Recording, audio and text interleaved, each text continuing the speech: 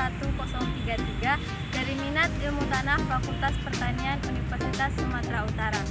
Nah, pada video kali ini saya akan menjelaskan tentang teknik-teknik konservasi tanah dan air dengan metode vegetatif.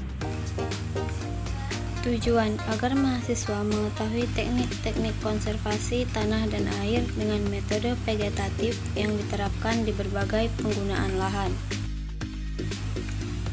Konservasi tanah dan air adalah teknik konservasi terhadap sumber daya lahan dan air yang didasarkan atas prinsip dan aspek teknik serta metode atau tindakan konservasi tersebut.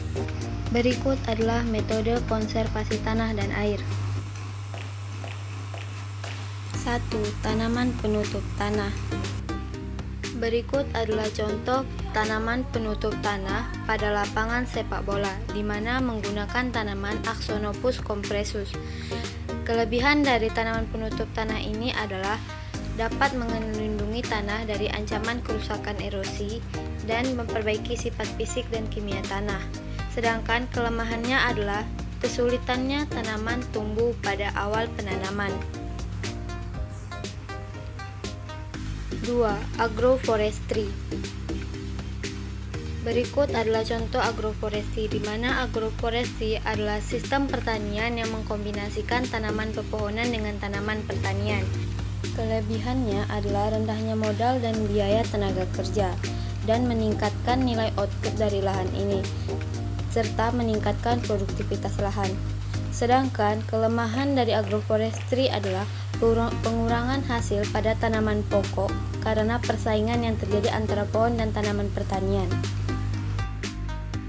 3. Tumpang sari.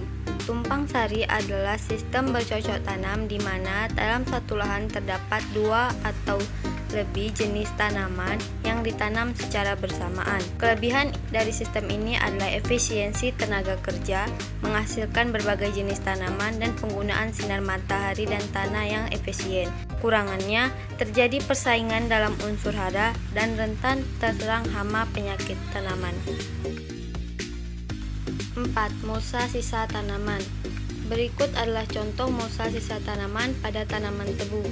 Sisa tanaman telah menjadi kering dan digunakan sebagai mosa. Kelebihannya dapat mengurangi erosi dan meningkatkan unsur hara. Kelemahannya membutuhkan waktu lama untuk terdekomposisi menjadi unsur hara bagi tanaman. 5. Relay cropping. Relay cropping atau tanam sisipan adalah cara bercocok tanam dengan menyisipkan satu atau lebih jenis tanaman di mana tidak ditanam pada waktu yang bersamaan. Kelebihannya mendapatkan hasil panen yang beragam dan efisiensi tenaga kerja. Kelemahannya terjadi persaingan unsur hara dan rentan terserang hama penyakit.